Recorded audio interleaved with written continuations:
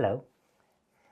When I was growing up and my sisters and I would be fighting with each other, or we would argue, and then we would lament to my mom later on, there was a Tamil proverb that she would say, and she would say it repeatedly over the years. It's something that both my sisters and I heard regularly.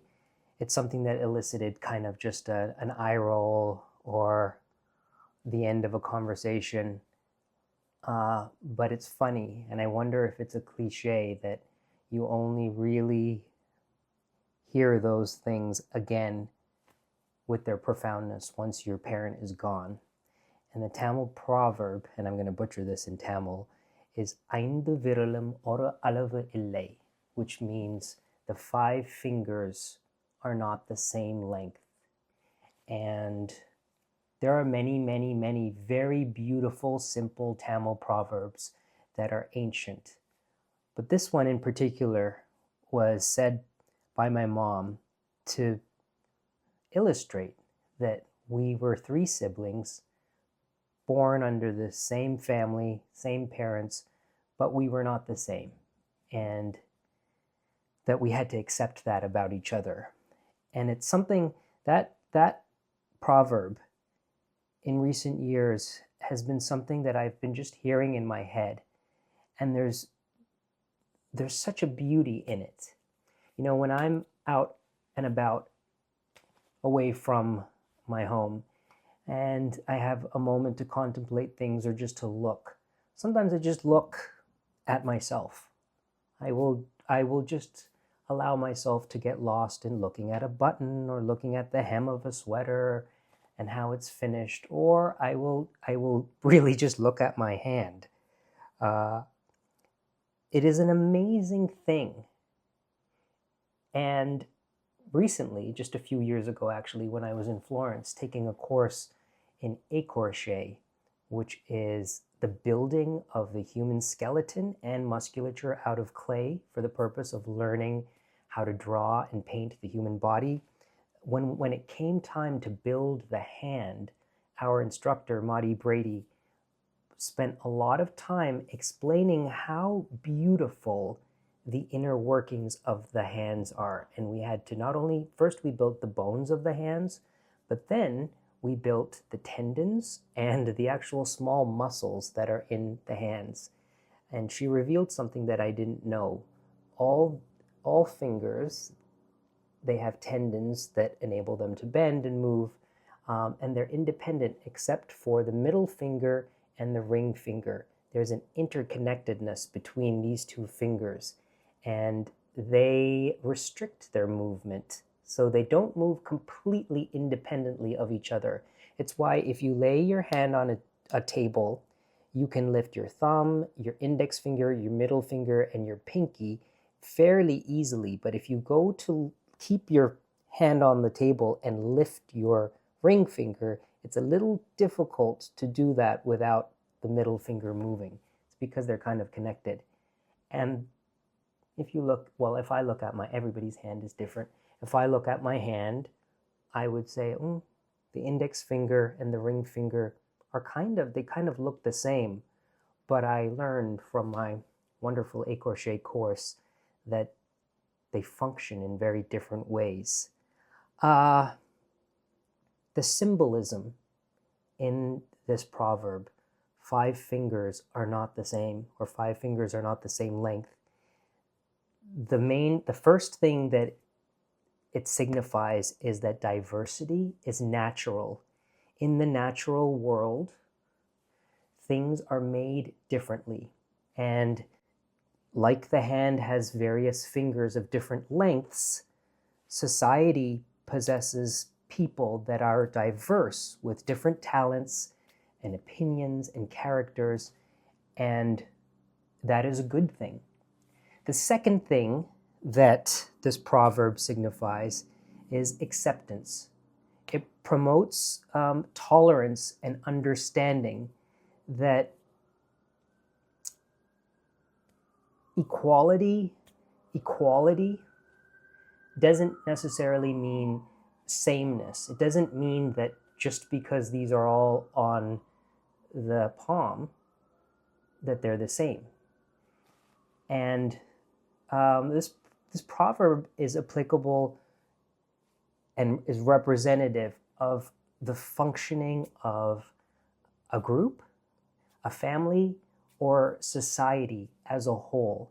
My mom was using it to illustrate the point of siblings in a family, but it can be applied to any group of people, that we actually need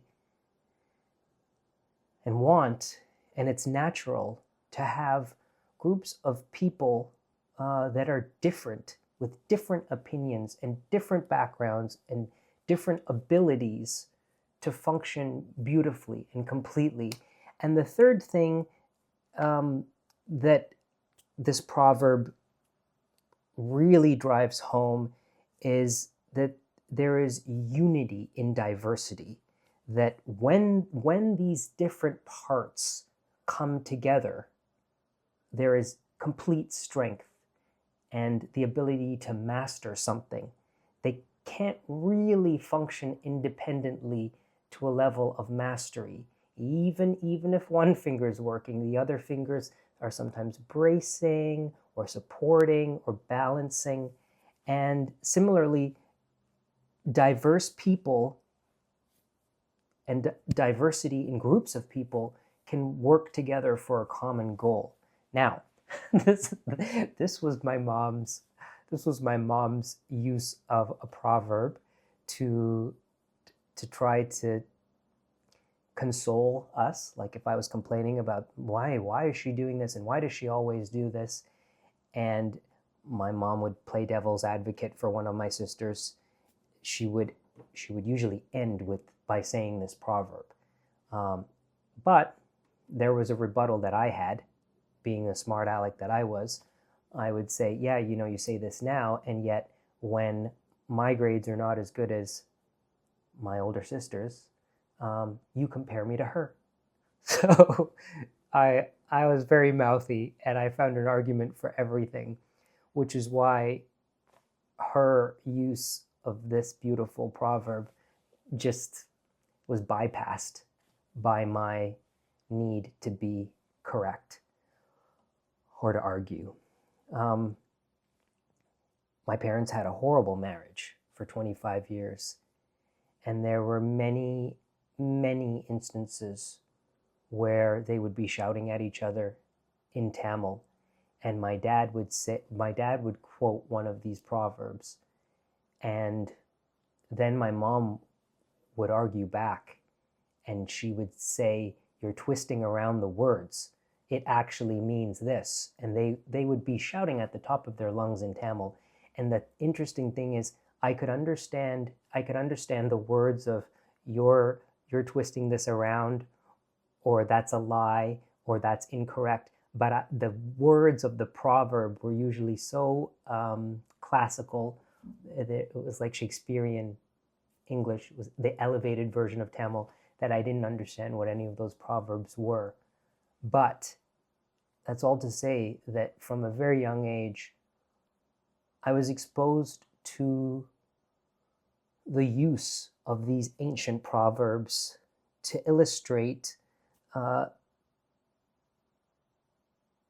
or to help us understand our existence, not only alone, but within a group context. I heard quite a while ago that Tamil is the oldest language still spoken. And I wanted to check, so I put it into the confuser, my confuser, and I typed it in, and it confirmed that Tamil is indeed the oldest language still spoken. It is such a rich language, and it is ancient.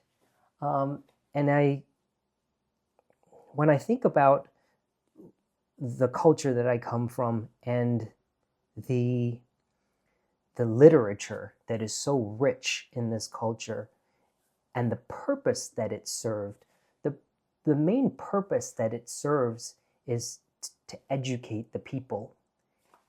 and the education is consolation for the difficulties in life. There's a beautiful prayer to Lord Ganesha, Pilayar, the elephant-headed god. And it's a very simple prayer that children say. Palam telitenum pagum perupum ive nalam kalandu unakku naan tharuven. Kolam sei tunga karimugattu thumaniye நீ எனக்கு சங்கத் தமிழ் மூன்றும் தா. It says in the beginning, I will mix milk and honey and lentils together, and I will give this to you. And you, oh beautiful elephant-headed face that's bejeweled, please give me Sangat Tamil Moondram Ta. Please give me the 3 Sangams. And Sangam refers to the ancient poetic academic fraternities that gathered between the years like 300 BC and 300 CE. There were these gatherings of the equivalent of like the ancient Greek philosophers, and poems and literature were created that are considered some of the greatest works in Tamil literature. And this prayer asks the elephant-headed god for that, and that thing is wisdom. The main thing that is sought through this request is, please give me knowledge. Now, I'm going to sum up this whole transaction in a Cliff Notes basic way. In our culture, when we're praying to this, we don't believe that there is an elephant-faced God in the clouds. This is a very primitive way of simply, and a primitive yet very elaborate, ancient, beautiful way of visualizing something that is really requesting that not of something that's out there in the clouds. It's requesting it of yourself. So Lord Ganesha is the overcomer of obstacles. That's what this deity symbolizes. And when we close our eyes and say that prayer and focus, we're picturing the story and the aspects of this story that really is applicable to our own lives. We all have obstacles in our lives, and we have difficulties and challenges, and in order to be successful in life, we have to figure out how to overcome those obstacles. So when we say that prayer and say, I'm going to do this for you, and please, you give me this, you give me knowledge. The appeal is really, at its core, to the self. It is basically a focus to ask yourself, hey you, me and me, are going to be facing difficulties and challenges. Let's give ourselves what we need. Let's be good to ourselves so that we can achieve, me and me, wisdom, knowledge, understanding to overcome the obstacles in our life. That's the key aspect of this practice. And, oh boy, that was a ramble. But when I think about, because it's hard to not think about, the difficulties that are taking place in this country and how much lamenting there is about how awful things are, I hear things in my head. And one of them is this proverb, Ainda virulum or alave ille, 5 fingers are not the same. That there are so many people that make up this country, and every one of those people contributes to society as a whole, to democracy, to kid whining in the street. There's one of those fingers. Stop that crying, you! I can see him. Anyways, what was I saying? We have to work together. And it begins the moment you leave your front door. As soon as you step out of your house and get into your car and share the road with other people, or you're walking along the sidewalk, a crowded sidewalk, every single one of those people is interacting with you, and it's how we interact together that has the potential to change things for the better or worse. And this can be applied to the relationships between sister and brother, or between two strangers.